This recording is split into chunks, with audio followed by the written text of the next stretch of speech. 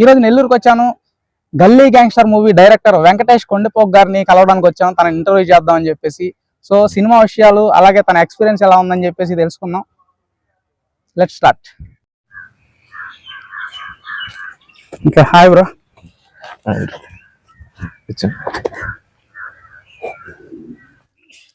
ఎలా ఉన్నారు బ్రో? ఈ మూవీ ఎలా స్టార్ట్ అయింది, దీనికి మీ గ్రౌండ్ వర్క్ ఏం చేశారు?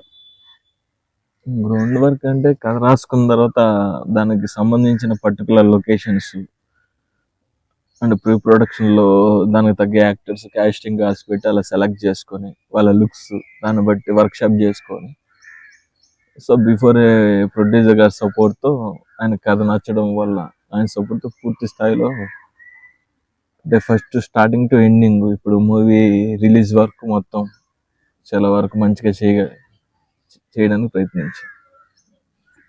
ఒక ప్రొడ్యూసర్ ఒక కొత్త పర్సన్ ని, కొత్త డైరెక్టర్ నమ్మి ఛాన్స్ ఇవ్వడం అనేది అంత ఈజీ కాదు. ఎందుకంటే మనం పెద్ద పెద్ద డైరెక్టర్లనే చూస్తాం, ప్రొడ్యూసర్ అంత ఈజీగా ఒప్పుకోరు. అది చేంజ్ చేయాలి, ఇది చేంజ్ చేయాలి, ఈ విధంగా ఉంటది. బట్ ఇప్పుడు ఒక కొత్త డైరెక్టర్ గా మీరు ప్రొడ్యూసర్ ఎలా ఒప్పించారు? అంటే నేను ఒప్పించానని చెప్పేదానికన్నా సో ఆయనే కన్విన్స్ అయ్యి కొత్తలకు సపోర్ట్ చేయాలని ఆయనే కన్విన్స్ అయ్యారని నాకు అనిపించింది. సో వీలైనంత వరకు నేను అంతకుముందు చాలా మంది ప్రొడ్యూసర్స్ ని కలిశాను. చాలా మంది సరిగ్గా రిసీవింగ్ కూడా చాలా పెద్ద గొప్పగా ఉండేది కాదు. కొంతమంది కథలు వింటూ టైం పాస్ చేసే వాళ్ళు కూడా చాలా మందిని చూశాను. కానీ కలిసిన ఫస్ట్ సిట్టింగ్ లోనే మ్యాక్సిమం స్టోరీ విని ఓకే అని చెప్పి ఆయన కన్విన్స్ అయ్యి మీకు నేను చేయగలిగిన సపోర్ట్ వర్క్ చేస్తాను ఖచ్చితంగా అని చెప్పి, సో ఆ మాటతోనే సినిమా వీలైనంత వరకు స్టార్ట్ అయింది. చాలా స్ట్రగ్లింగ్స్ వచ్చిన ఆయన ఆ మాట మీద నిలబడి ఈ రోజు రిలీజ్ దాకా తీసుకొచ్చే సినిమా. Great producer. నేను యాక్టర్స్ ఎక్స్ప్రెషన్స్ ని గమనించా, కొన్ని ఫొటోస్ కావచ్చు, లిరికల్ వీడియోస్ లో కానీ వాళ్ళ ఎక్స్ప్రెషన్స్ అంటే చాలా ఎక్స్పీరియన్స్ ఉన్న వాళ్ళు పెట్టే ఎక్స్ప్రెషన్స్ ఉన్నట్టు నాకు అనిపించింది. సో మీరైతే యాక్టర్స్ ని ఎలా సెలెక్ట్ చేయగలిగారు? అంటే నేను ఈ యాక్టర్ని కూడా అప్పటికప్పుడే సెలెక్ట్ చేసి ఏదో సినిమా చేస్తున్నాం అనే ఫ్లోలో అయితే వెళ్ళలేదండి. వీలైనంత వరకు సినిమా నేను స్టార్ట్ చేస్తాను 1.5 year ముందర నుంచి చాలా చాలా డిఫరెంట్ పీపుల్స్ కలిశాను. అసలు ముందర వాళ్ళు ఏం చేశారు, అసలు వాళ్ళకి సినిమా మీద ఎంత ఇంట్రెస్ట్ ఉంది, సో బిఫోర్ వాళ్ళు ఏమైనా చేస్తున్నారా, ఒకవేళ చేయకపోయినా వాళ్ళు ఎంతవరకు కమిటెడ్గా ఉన్నారని చాలా చూసుకుంటూ వాళ్ళ కమిట్మెంట్ చూస్తూ, అలానే వాళ్ళ ప్రొఫైల్ బిఫోర్ ప్రాజెక్ట్స్ కూడా చూస్తూ, కొంతమంది బిఫోర్ మంచి ప్రాజెక్ట్స్ చేసినా అంత ఇంట్రెస్టెడ్గా కనిపించక చాలా మందిని పక్కన పెట్టాము. సో పెద్ద గొప్ప ప్రాజెక్ట్స్ లేకపోయినా వర్క్ పట్ల వాళ్ళకన్నా ఇంట్రెస్ట్ ప్యాషన్ చేసి కొంతమందిని అయితే ఏం చేయని వాళ్ళని కూడా తీసుకున్నాను ఈ ప్రాజెక్ట్కి. మళ్ళీ నేను నమ్మేది ఏంటంటే సో ముందర ఏం చేశారు తర్వాత ఏం చేస్తారు అనేది కాదు, దీనికి ఎంత కమిటెడ్ అయ్యారు, ఎంతవరకు నిలబడతారు అనేది చూశాను. సో మ్యాక్సిమం చాలా స్ట్రగ్లింగ్స్ వచ్చినప్పటికి కూడా యాక్టర్స్ అయితే వీలైనంత వరకు మంచిగానే సపోర్ట్ చేశారు, ఒక 2-3 తప్ప. సో మ్యాక్సిమం మిగతా వాళ్ళందరూ ఆ సపోర్ట్తోనే వీలైనంత వరకు మీరు అన్నట్టు ఆ లుక్స్ కానీ కొత్త వాళ్ళు చేశారన్నట్టు కాకుండా కొంచెం యాక్టింగ్ తెలిసిన వాళ్ళు చేసేటట్టు మ్యాక్సిమం రాగలిగింది సినిమా. ఇకపోతే నెక్స్ట్ క్వశ్చన్, ఇప్పుడు ఈ మధ్య కాలంలో మనం చూసినట్లయితే పెద్ద పెద్ద మూవీస్, పెద్ద పెద్ద ప్రొడ్యూసర్స్ ఉన్న మూవీస్ కూడా అన్ని సాంగ్స్ బాగున్నట్ల, ఏదో 1 or 2 సాంగ్స్ తప్ప మిగిలిన సాంగ్స్ అంతా ఏదో పెట్టాలి అన్నట్టు పెడుతున్నారు, పెద్ద సాంగ్స్ బాగుండట్ల. బట్ ఇప్పుడు మన మూవీలో ఆల్మోస్ట్ అన్ని సాంగ్స్ కూడా చాలా బాగున్నాయి, నేను అన్ని విన్నాను, చాలా బాగున్నాయి. వాటి మీద అంత ఇంట్రెస్ట్ తీసుకున్నారా? అంటే నేను ఏ సాంగ్ కూడా కమన్ గో లాగా చూడలేదండి. ఆ కథలో ట్రావెల్ అయ్యేటట్టు కథకి రిలేటెడ్ సాంగ్సే నేను చూసుకొని అలా డిజైన్ చేసుకున్నాం. మ్యూజిక్ డైరెక్టర్ శరత్ రామ్ రవి గారితో సాంగ్స్ వరకు ప్రతి సాంగ్ కి అండ్ బిఫోర్ ఎలా స్టార్ట్ అవుద్ది, దాని తర్వాత వచ్చే సీన్ ఏంటి, ఆ సాంగ్ కి ఆ సిచ్యువేషనల్ గా ఎలా లింక్ ఉంటుంది, సో కథలో ఇన్వాల్వ్మెంట్ అయ్యేటట్టే వీలైనంత వరకు చూసుకున్నాం అండి. సో అంత చాలా ట్రావెల్ చేసి చాలా డిస్కషన్ చేసి ఆయనతో మ్యూజిక్ డైరెక్టర్ గారి సహకారంతోనే సాంగ్స్ చాలా బాగా వచ్చాయి. అంటే ఆయన ఇచ్చిన ట్యూన్ కి తగ్గట్టు సో లిరిక్ రైటర్స్ మహేష్ రెడ్డా గారు అండ్ మోహన్ సంగం రెడ్డి అని ఇద్దరు లిరిక్ రైటర్స్ వర్క్ చేశారు మన సాంగ్స్ కి. సో వాళ్ళ కోఆపరేషన్ కూడా ఎప్పటికప్పుడు ఈ ట్యూనింగ్ కి లిరిక్ కొంచెం సెట్ అవ్వట్లేదంటే వాళ్ళు మార్చడం, వాళ్ళ సహకారం కూడా ఈ సాంగ్స్ విజయంలో చాలా పాత్ర ఉందన్నమాట. సో ఇవన్నీ కలిసి అన్ని కరెక్ట్గా వర్కౌట్ అవ్వడం వల్లే మీరు అన్నట్టు సాంగ్స్ చాలా వరకు మంచి రెస్పాన్స్ వచ్చింది. సో కానీ జనాల్లోకి ఇంకెళ్ళాలని ఇంకా అంటే విని బాగున్నాయని చెప్తున్నారు, కానీ వీలైనంత వరకు విన్నోళ్ళు ఇంకా ప్రమోట్ చేస్తే ఈ రీచ్ బాగుంటది. ఎందుకంటే బాగున్న సాంగ్స్ అని నేను కాన్ఫిడెంట్ గా చెప్పగలను. మీరు విన్నారు, అలా చాలా విన్న ప్రతి ఒక్కరు సాంగ్స్ చాలా బాగున్నాయి. సో ఇంకా మంచి గుర్తింపు రావాలి అని చెప్తున్నారు. సో అందరి సహకారం ఉంటే ఈ సాంగ్స్ వచ్చి Amazon music, Spotify and Jio Saavn ఇలా చాలా సాంగ్స్ ప్లాట్ఫామ్స్ లో దొరుకుతున్నాయి అనమాట. సో విని నచ్చితే షేర్ చేయండి. అంటే అలానే యాపిల్ మ్యూజిక్ లో కూడా ఉన్నాయి. సో ఇలా ప్రతి ఒక్కరు విని సాంగ్ షేర్ చేసి మా గల్లీ గ్యాంగ్స్టర్స్ మూవీ టీమ్ కి సపోర్ట్ చేస్తారని కోరుకున్నాను. Thank you. ఖచ్చితంగా మనతో పాటుగా మన సబ్స్క్రైబర్స్ అందరు కూడా మన మూవీ సాంగ్స్ కూడా సపోర్ట్ చేస్తారని చెప్పేసి నేను మనస్ఫూర్తి కోరుకుంటున్నాం మన వాళ్ళందరినీ కూడా. Thank you bro. ఇకపోతే ఇప్పుడు స్లమ్ ఏరియాస్ లో షూట్ చేశారు కదా, అలాంటప్పుడు మీకు ఏమైనా డిస్టర్బెన్సెస్ వచ్చాయా, లేకపోతే ఏమైనా ప్రాబ్లమ్స్ ఫేస్ చేశారా అక్కడ? అంటే డిస్టర్బెన్సెస్ అయితే కొన్నిసార్లు ఇబ్బందిగా అనిపించింది కొంతమంది పర్సన్స్ వల్ల. కానీ డిస్టర్బెన్స్ కన్నా అక్కడ ఉన్న పీపుల్, జనాలు, వాళ్ళల్లో మేము భాగం అయిపోయాము. చాలా మంది ఒక ఫ్యామిలీ లాగా ట్రీట్ చేశారంట. లొకేషన్స్ కావాలంటే 90% మెంబర్స్ జనాల వరకు అక్కడ ఎక్కువ సపోర్ట్ చేసిన వాళ్ళు ఉన్నారు. 1 or 2 మెంబర్స్ కొద్దిగా ఇబ్బంది పెట్టారు. కానీ సపోర్ట్ అంటే వాళ్ళ దగ్గర నుంచి మాకు వచ్చిన ఇబ్బందుల కన్నా సపోర్ట్ అయితే చాలా ఎక్కువ ఉంది. సో వాళ్ళ సపోర్ట్ తోనే మాక్సిమం లొకేషన్స్ వీలైనంత వరకు మంచిగా షూట్ చేయగలిగాం అని చెప్పాలి. అదే మీకు సాంగ్స్ బాగున్నాయి అన్నారు కదా, దీంట్లో మీకు ఏ సాంగ్ బాగా నచ్చింది? నాకంటే ఇప్పుడు జరగరా సాంగ్ అయితే నాకు పెద్ద పెద్ద హీరోస్ ఇంట్రడక్షన్ సాంగ్స్ ఉంటాయి కదా, నాకైతే ఆ సాంగ్ అంటే ఆ టైప్ లో అనిపించింది. పెద్ద హీరోస్ ఇంట్రడక్షన్ సాంగ్ ఎలా ఉందో జరగరా సాంగ్ ఆ టైప్ లో అనిపించింది. నేను కూడా రీల్ చేశాను ఆ సాంగ్ కి, నాకు అంత బాగా నచ్చింది అది. ఇకపోతే సాంగ్స్ అంటే అన్ని బాగున్నాయి బ్రో. నాకు మా ఊరు ప్రెసిడెంట్ ఐటమ్ సాంగ్ అయితే అదిరిపోయింది. ఇంకా ఇది కూడా ఉంది, అది చిలకముక్క చిన్న సాంగ్ కూడా నచ్చింది. ఆల్మోస్ట్ అన్ని కూడా. మెయిన్ అయితే నాకు జరగా సాంగ్ అయితే అదిరిపోయింది నాకు. సాంగ్స్ వరకు ఆయన శరత్రం రవి గారు ఏ మాత్రం తగ్గకుండా ఒక పెద్ద హీరో స్థాయిలోనే అంటే చాలా కమిట్మెంట్ తో చేశారు. ఒక 5 సాంగ్స్ వరకు ఈ మూవీలో ఉన్నాయి. అండ్ ఇంకో సాంగ్ వచ్చి సత్య గారు చేశారు. సో సాంగ్స్ వరకు చాలా మంచిగా చేశారు. సో అది ఈ మూవీకి పెద్ద అసెట్ గా భావిస్తున్నాం అనమాట. Thank you.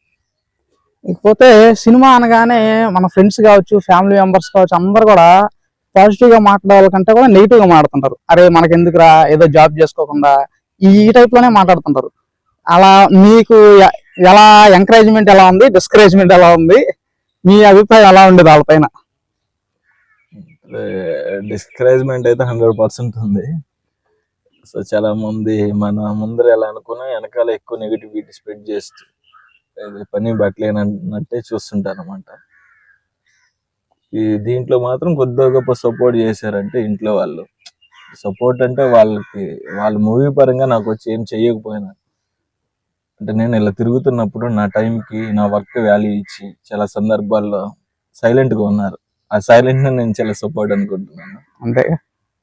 అండ్ నన్ను ఎవరు నమ్మని పరిస్థితుల్లో నాకంటూ అంటే కథ రాసుకొని ఇలా వెళ్ళి ముందరకు వచ్చినప్పుడు డాక్టర్ యశవర్ధన్ గారు, ప్రొడ్యూసర్ గారు నమ్మారు. అంటే ఇంట్లో వాళ్ళకన్నా నా ఫ్రెండ్స్ కన్నా నన్ను పూర్తి స్థాయిలో నమ్మిన వ్యక్తి అని నేను చెప్పగలను. ఎందుకంటే 100 రూపాయల టికెట్ సినిమాకి వెళ్తాం, ఒక 100 రూపాయలు ఇవ్వండి అంటే 100 క్వశ్చన్లు అడుగుతారు. అలాంటి సినిమా తీస్తామంటే ఆయన దాదాపు ఒక బడ్జెట్ ఇచ్చి సో ఎంత సపోర్ట్ చేశానంటే ఖచ్చితంగా ఆయనకి మనస్ఫూర్తిగా నేను రుణపడి ఉంటాను లైఫ్ లాంగ్.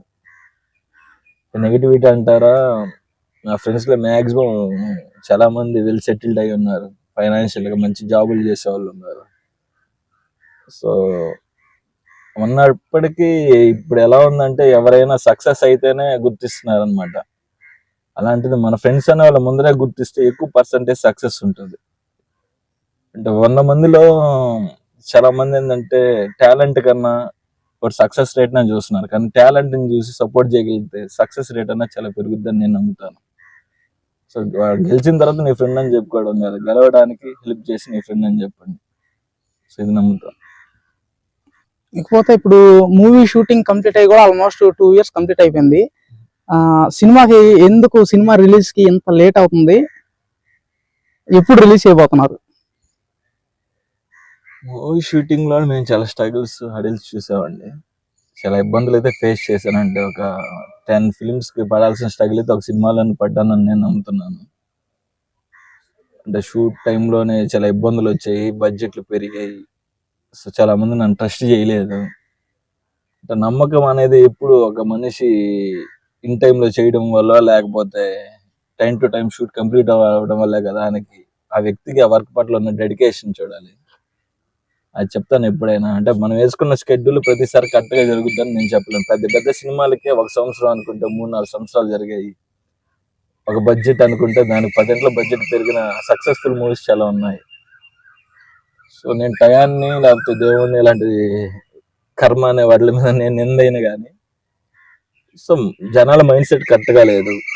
ఆ టైంకి నేను చేతగాని తనంతోనో లేకపోతే నా మంచితనమో సరిగ్గా హ్యాండిల్ చేయలేకపోయానో తెలియదు.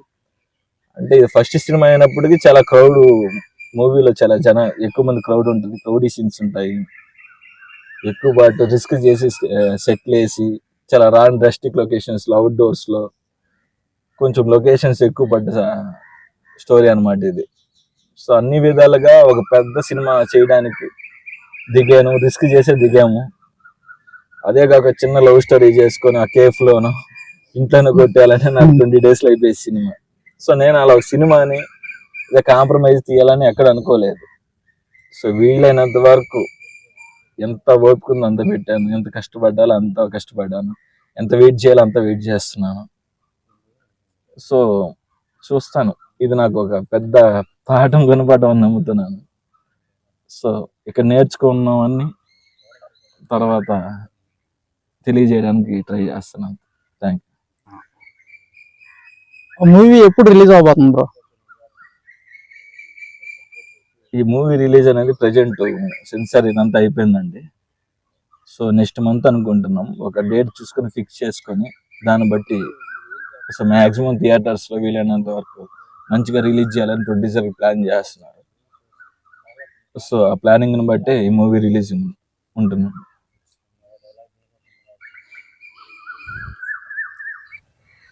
ఇప్పుడు మనకి ఎక్కువ షూటింగ్ ఏ లొకేషన్స్ లో తీసారు బ్రో? వీలైనంత వరకు సినిమా షూటింగ్స్ అంటే పచ్చని చెట్లు ఎక్కడ ఉంటాయి, ఇలా పార్కులు ఎక్కడ ఉంటాయి, రిచ్ హౌసెస్ ఎక్కడ ఉంటాయని ప్లాన్ చేస్తుంటారు చాలా మంది. నేను వీలైనంత వరకు ఎక్కడ చెత్త ఉంటుంది, ఎక్కడ స్లమ్ ఏరియాస్ ఉంటాయి, ఎక్కడ గుడిసెలు ఉంటాయి, ఎక్కడ వర్స్ట్ లొకేషన్స్ ఉంటాయి, ఎక్కడ పేదరికం ఉంటుంది. సో వీలైనంత వరకు ఈ సినిమాలలో నేను చాలా రస్టిక్ లొకేషన్స్ సెలెక్ట్ చేసుకొని అంటే ఒక సెట్ వేయడానికి మూవీ మేజర్ పార్ట్ అక్కడ జరుగుతుంది అనమాట. ఆ సెట్ వేయడానికి ఒక గోడం కావాలి. వీలైనంత వరకు నెల్లూరు చుట్టుపక్కల చాలా గోడమ్స్ అంటే 150 నుంచి 200 గోడమ్స్ వరకు మేము సెర్చ్ చేసి అంటే దాదాపు ఒక 7-8 నెలలు దాని గురించి తిరుగుతూ రోజు సో ఫ్రెండ్స్ వాళ్ళు మ్యూచువల్ ఫ్రెండ్స్ కాంటాక్ట్స్ ద్వారా చాలా గోడమ్స్ తిరిగామండి. ఫైనల్ ఇంకా షెడ్యూల్ ఇంకా స్టార్ట్ అయిపోతుంది, ఒక 2 రోజులు అన్నప్పటికీ నాకు సాటిస్ఫాక్షన్ లేదు గోడం విషయంలో. అలా ఒక వీలైనంత వరకు ఒక లొకేషన్స్ ఒక రాజపాలెం సైడ్ కొద్దిగా దూరంలో ఫైనల్లీ తెలిసిన ఫ్రెండ్ వాళ్ళ ద్వారా వెళ్ళి చూస్తే అక్కడ కొంచెం కొద్దిగా బాగుంది అనిపించింది. అక్కడికి వెళ్ళిన తర్వాత ఒక బ్రదర్, ఆయన కూడా చాలా సపోర్ట్, వీలైనంత వరకు చాలా తక్కువ ఖర్చుతోనే వాళ్ళ సపోర్ట్తో చాలా బెస్ట్ గా అక్కడ గోడంలో సెట్ వేసుకొని మంచిగా ప్లాన్ చేసి షూట్ కి ఎంత డీల్ అవుతున్నా వీలైనంత వరకు వాళ్ళు చాలా సపోర్ట్ చేశారు మూవీకి. ఆ సపోర్ట్ ని నేను ఖచ్చితంగా ఎప్పటికీ మర్చిపోను. ఆయన పేరు అశోక్ అన్న, ఆయన చాలా వైభవ్ రైస్ మిల్స్ వాళ్ళు చాలా సపోర్ట్ చేస్తారు, వాళ్ళకి థ్యాంక్ యూ అండి. ఓకే, ఇకపోతే మన సినిమాలో మెయిన్ లీడ్ రోల్స్ ఎంతమంది ఉంటారండి? అంటే దీంట్లో హీరో హీరోయిన్ అంటే ఎవరు లేరండి. నేను నమ్మేది ఏ సినిమాకైనా నేను చూసేది కథ ఎంతవరకు హీరోలు ఉంది, దానికి తగ్గట్టు ఎంతవరకు యాక్టర్స్ పర్ఫార్మెన్స్ ఇచ్చారు అనేది నేను పూర్తి స్థాయిలో నమ్ముతా. అంతే తప్ప ఏదో హీరో కొట్టగానే 100 మంది ఎగరాలి లేకపోతే హీరో అంటే ఎలివేషన్స్ ఇలాంటివి అసలు నాకు నచ్చ. వీలైనంత వరకు అలాంటి సినిమా జోనర్స్ కూడా పెద్దగా ప్రిఫర్ చేయను నేను. కదంటే నిజ జీవితాల నుంచి పుట్టాలి, దానికి తగ్గట్టు వాళ్ళ కాస్ట్యూమ్స్, వాళ్ళ బిహేవియర్, వాళ్ళ యాటిట్యూడ్ ఆ లొకేషన్స్, వాళ్ళ బాడీ లాంగ్వేజ్ అని ఉండాలనేది నేను నమ్ముతాను. అలాంటి కథలకే లైఫ్ ఉంటుంది అనమాట, జీవితాంతం గుర్తుండిపోయే సినిమాలుగా మిగులుతాను నేను నమ్ముతాను వాటిని. ఇప్పుడు మనకి తమిళ మూవీస్ తో కంపేర్ చేస్తే మన తెలుగు మూవీస్ అంత రియలిస్టిక్ గా అనిపించవు. అంటే తమిళ మూవీస్ అన్ని కూడా మాక్సిమం రియలిస్టిక్ గా అనిపిస్తాయి. తెలుగులో ఏంటంటే ఇందాక మీరు అన్నట్టు ఆ హీరో ఎలివేషన్స్ ఇలాగే ఉండాలి అని చెప్పి ఒక రౌండ్ లో ఉంటారు అనమాట. బట్ నాకు తెలిసి మీ సినిమా ఇప్పుడు రియలిస్టిక్ గా ఉంటుందని నాకు అనిపిస్తుంది. వాటి మీద మీ అభిప్రాయం ఏంటి? అంటే తెలుగు సినిమాల్లో కూడా రియలిస్టిక్ వచ్చినప్పుడు పాత సినిమాలు చిరంజీవి గారు ఆరాధన, అప్పట్లో ఆపద్బాంధుడు, ఇలాంటి సినిమాలు చాలా రియలిస్టిక్ వేనండి అవి. తెలుగు సినిమాలు రియలిస్టిక్ సినిమాలు లేవని నేను చెప్పను, కానీ అంటే మారే కొద్దీ డైరెక్టర్స్ విజన్ బట్టి చాలా ఇప్పుడు రీసెంట్ గా వచ్చిన డెడ్సీ కూడా చాలా రియలిస్టిక్ గా ఉంటుంది మూవీ. అండ్ అంటే తమిళ ఇండస్ట్రీ, తెలుగు ఇండస్ట్రీ లేకపోతే మలయాళం అని ఇలా ఉండదు. అంటే అక్కడ కూడా అసలుకి నేటివిటీ ఫిలిమ్స్ లాగా కమర్షియల్ గా వచ్చిన సినిమాలు కూడా చాలా ఉన్నాయి. అంటే తమిళ, తెలుగు, మలయాళం అనేది కాదు, అది ఎప్పుడైనా రియలిస్టిక్ అనేది ఒక ఇండస్ట్రీకి పరిమితం కాదు, ఆ డైరెక్టర్ విజన్ కి సంబంధించిన విషయం అని నేను నమ్ముతాను. సో అలానే నా ఆలోచనల ప్రకారం, నా కథ ప్రకారం, సో వీలైనంత వరకు ఈ సినిమాని నేను ఏ ఒక్కరికి కూడా మేకప్ కొట్టడానికి నేను ఇష్టపడలేదు, కనీసం టచ్ అప్ చేయడానికి కూడా ఇష్టపడలేదు. ఒక అమ్మాయికి ఏమో కొద్దిగా అక్కడ మేకప్ కొట్టించేమో కొంచెం బాగుండాలని, మిగతా ప్రతి క్యారెక్టర్ కూడా వీలైనంత వరకు వాళ్ళని ఎంత వర్స్ట్ గా చూపించాలి, ఎంత డిగ్లామర్ గా చూపించడానికి ప్రయత్నించాను. అలానే లొకేషన్స్ విషయంలో కూడా వీలైనంత వరకు మాకున్న సోర్స్ తో వాళ్ళని ఎంత డిగ్లామర్ గా చేయాలి, ఎంత రియలిస్టిక్ గా చేయాలి, ఎలాంటి క్యారెక్టర్స్ వాళ్ళు అన్నట్టు క్యారెక్టర్ తగ్గట్టు డిజైన్ చేసి ప్లాన్ చేసామండి. ఇప్పుడు మన మూవీ పోస్టర్స్ ఇవి చూసినప్పుడు నాకు రంగస్థలం, దసరా, అలాగే పుష్ప, రీసెంట్ గా వచ్చిన గ్యాంగ్స్ ఆఫ్ గోదావరి అంటే ఆ టైప్ లో అనిపించింది. మీకు ఆ సినిమా రెఫరెన్స్ ద్వారా మీరు ఏమైనా ఇన్స్పైర్ అయ్యారా, లేకపోతే ఏంటి? ఇన్స్పైర్ అనేది అయ్యాను, బట్ ఆ సినిమాలు అయితే కాదండి. అంతకు ముందు వచ్చిన చాలా సినిమాలు, ప్రతి డైరెక్టర్ ఏదో ఒక సినిమాల నుంచి ఆ నేటివిటీ నుంచి ఇన్స్పైర్ అవుతారు, కానీ ఈ సినిమాల వల్ల అయితే నేను ఇన్స్పైర్ అవ్వలేదు. ఎందుకంటే రంగస్థలం ముందరే బిఫోర్ నేను ఈ స్క్రిప్ట్ అంతా కంప్లీట్ చేసుకొని ప్రొడ్యూసర్ కోసం సెర్చ్ చేస్తున్నాను అప్పటి నుంచి. సో ఈ పుష్ప, గ్యాంగ్స్ ఆఫ్ గోదావరి, దసరా ఈ సినిమాలు మా షూట్ ఆల్మోస్ట్ కంప్లీట్ అయిపోయింది, కానీ వాళ్ళ సినిమాల వెనకాల పెద్ద పెద్ద బ్యానర్స్ ఉన్నాయి. సో మన గలీ గ్యాంగ్స్టర్స్ వరకు మనకు సపోర్ట్ చేసి ఒక మంచి ప్రొడ్యూసర్ మాత్రం ఉన్నారు.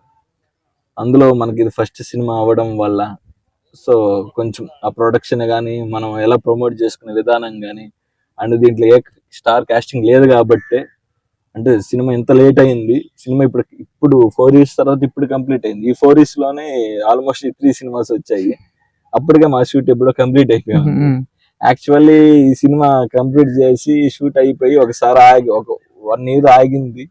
అప్పటికే ఈ పుష్ప కానీ ఈ సినిమాలు ఏవి స్టార్ట్ అవ్వలేదు. ఓకే, చాలా మంది ఏమనుకుంటున్నారంటే ఈ రెఫరెన్స్ తీసుకొని చాలా చాలా వాళ్ళలాగా సినిమాలు కాపీ కొట్టి లుక్స్ కొట్టి ఇలా ఒక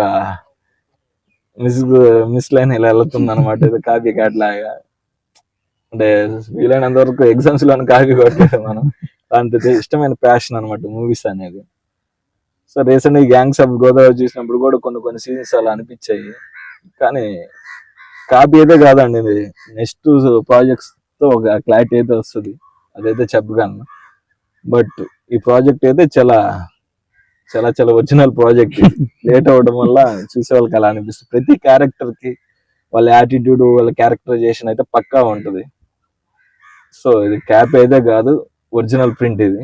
సో దీన్ని చూసి లేట్ అవ్వడం వల్ల మీకు అలా అనిపిస్తుంది, చూసి ఒరిజినల్ టాలెంట్ ని ప్రేక్షకులు ఎంకరేజ్ చేస్తారని నమ్ముతున్నాను. నేను మీ సెన్సార్ సర్టిఫికేట్ చూస్తే ఏ సర్టిఫికేట్ ఇచ్చారు? ఏ సర్టిఫికేట్ అంటేనే ఇంకా అడల్ట్ మూవీ, ఆ రేంజ్ లో వైలెన్స్ చూపించి, ఆ రేంజ్ లో అడల్ట్ కంటెంట్ ఉందా మూవీలో, లేకపోతే డైలాగ్స్ పరంగా కూడా ఇప్పుడు మీర్జాపూర్ అలా ఆ టైప్ లో ఉందా? డైలాగ్స్ ఏమైనా ఆ టైప్ లో ఉన్నాయా? అంటే ఫస్ట్ ఆఫ్ ఆల్ నేను నమ్మేది ఏంటంటే రామాయణాన్ని, మహాభారతాన్ని అలానే తీయాలి. సో ఇలాంటి కథల్ని ఇలానే తీయాలని నేను నమ్ముతాను. ఎప్పుడు ఒక యదవని చూపించాలంటే వాడి బిహేవియర్, వాడి యాటిట్యూడ్, వాడి మాటలే, వాడు వేసుకున్న డ్రెస్సింగ్ స్టైల్ అనేది చెప్పుద్ది అనమాట. అంతేగాని వాడిని డీసెంట్ గా చూపించేసి వాడిని చెడ్డోడుగా చూపించాలంటే అది కుదరదు. అంటే వల్గారిటీనే లేకపోతే వైలెన్స్ లేకపోతే ఆ డైలాగ్స్ కొంచెం బోల్డ్ గా పెట్టడానికి అది అవసరమై నాకు అనిపించి కావాలని పెట్టింది కదా ఆ క్యారెక్టరైజేషన్స్ ని. సో అలానే పోర్ట్రే చేయాలన్నమాట, అలానే చూపించాలి. అలా చూపించి ఒక మంచి పాయింట్ నేను నెగిటివ్ వేలో ప్రొజెక్ట్ చేయాలనుకుంటున్నాను జనాలకి. అంటే సమాజాన్ని మనం ఎంత వైలెన్స్, ఎంతవరకు వల్గారిటీ ఆ క్యారెక్టరైజేషన్ లో ఆ స్లమ్ ఏరియాస్ లో ఉండే ఆ పీపుల్, ఆ చిన్నపిల్లలు పెద్దవాళ్ళు అయితే ఆ సమాజానికి ఎంత ఎఫెక్ట్ చూపిస్తారు, ఎలా బిహేవ్ చేస్తారు, ఎంత రూడ్ గా మారుతారు. సో అనే పాయింట్ ని తీసుకొని దాంట్లో ఎంత వైలెన్స్ పెట్టాలి, ఎంత వల్గారిటీ ఉంటుందో వాళ్ళ లైఫ్ స్టైల్లో, ఎలాంటి పదాలు వాడతారు అనే దానికోసమే నేను డైలాగ్స్ రాసిన, పిక్చరైజేషన్ కూడా అలా తీసాను, మేక్ చేశాను సినిమాని. అంతే తప్ప ఏదో పెట్టేస్తే ఆడేస్తాయి లేకపోతే జనాలు చూసేస్తారనే అంత ఆ మైండ్ సెట్ అయితే లేను. కథకి ఎంత కావాలి, ఎంతవరకు అయితే ఈ కథకి కన్వే అవ్వాలనేది చూశాను. సో అప్పటికి చాలా వరకు సెల్ఫ్ కంట్రోల్ చేసుకొని కొన్ని దగ్గర తగ్గించడం అయితే జరిగింది. కానీ ఫ్యూచర్లో ఇంతకన్నా వైలెన్స్, ఇంతకన్నా డ్రస్టిక్ మూవీస్ అయితే ఖచ్చితంగా చేస్తానండి. ఎందుకంటే మంచిని మంచిలాగా చెప్తే ఎవరు చూడట్లేదు ఈ రోజుల్లో. సో దాన్ని నెగిటివ్ వేలో వెళ్ళి పాజిటివ్ గా చెప్పాలని ప్రయత్నిస్తున్నాను. దానికి ఇది మొదటి అడుగు అనుకుంటాను ఈ గల్లీ గ్యాంగ్స్టర్స్. ఇప్పుడు ఈ సినిమా ద్వారా మీరు ఏం చెప్పదలుచుకున్నారు ఫైనల్ గా? అంటే యాక్చువల్లీ మెసేజ్లు లేకపోతే జనాలకి ఏదో పాస్ చేసిన పెద్దగా వినరు. నా సెల్ఫ్ సాటిస్ఫాక్షన్ కోసం అంటే ఏదో సినిమా చేస్తానంటే చేస్తున్నాను కాదు, కొంచెం ఒక మంచి సినిమా చేయాలనే భావంతోనే దాన్ని ఒక నెగిటివ్ కథ తీసుకొని దాన్ని ఒక పాజిటివ్ వేలో ఒక మంచి, అంటే మన జనరేషన్ ఎంతవరకు స్ట్రగుల్ అవుతాం, ఎంతవరకు ఇబ్బందులు పడతాం, ఎంతవరకు మన జీవితాలు పోతాయో తెలియదు. సో మన తరం కాకపోయినా వచ్చే తర్వాత తరంకైనా మనకు వీలైనంత వరకు విలువలు కానీ అవకాశాలు కానీ పెంచాలి, ఇవ్వాలి అనే దాని గురించి, వాళ్ళ భవిష్యత్తు కోసం ఈ తరం ఎంతవరకు ప్రయత్నించాలి, మనం చేసిన తప్పుల వల్ల వాళ్ళ నాశనం అవ్వకూడదు నెక్స్ట్ జనరేషన్. ఆ పాయింట్ని ఒక గల్లీ స్లమ్ లో రిలేటెడ్ చేసి, సో ఒక చిన్న పాయింట్ని సో ఒక సినిమా లాగా చేయాలని ప్రయత్నించి చేసామండి. సో ఫ్రెండ్స్, ఇది మన డైరెక్టర్ వెంకటేష్ కొండిపోక్ గారితో ఇంటర్వ్యూ. ఇప్పుడు మీరు చూసినట్లయితే నేను కావచ్చు, మన ఛానల్ కావచ్చు, ఇప్పుడు కూడా కొత్త టాలెంట్ ఎంకరేజ్ చేస్తూ కొత్త సినిమాలను ఎంకరేజ్ చేస్తూ ఉంటాను. సో ఈ సినిమాలో కూడా నేను ఆల్రెడీ సాంగ్స్ అనేవి విన్నాను. సో మన సబ్స్క్రైబర్స్ కావచ్చు, ఇకపోతే సినిమా అభిమానులందరూ కూడా సాంగ్స్ వినండి, చాలా బాగున్నాయి. ఇకపోతే సినిమా కూడా కొత్త టాలెంట్ ఎంకరేజ్ చేయండి, కొత్త డైరెక్టర్లను ఎంకరేజ్ చేయండి మీరు కూడా. ఎందుకంటే కొత్త స్టోరీలు రావాలన్నా సరే మనం కొత్త వాళ్ళకి అవకాశం ఇస్తే కొత్త స్టోరీలు వస్తాయి. లేదంటే మనం ఇప్పుడు పెద్ద పెద్ద సినిమాలు చూసి కూడా కొన్ని సేమ్ కాపీ పేస్ట్ లా అనిపిస్తుంటాయి. అందుకని కొత్త డైరెక్టర్లను ఎంకరేజ్ చేయండి. సో మూవీని అయితే ఖచ్చితంగా వీలైనంత త్వరగా అందరూ కూడా ప్రమోట్ చేయండి. నెక్స్ట్ మంత్ రిలీజ్ అంటున్నారు. సో అందరూ కూడా థియేటర్స్కి వెళ్ళి సినిమా చూసి ఎంజాయ్ చేయండి. So thanks for watching friends, love you all, bye. So thanks for the interview అండి. Thank you brother. First time నన్ను అడిగి మరి ఇంటర్వ్యూ చేసిన మిమ్మల్ని ఎప్పుడు మర్చిపోను. Thank you very much.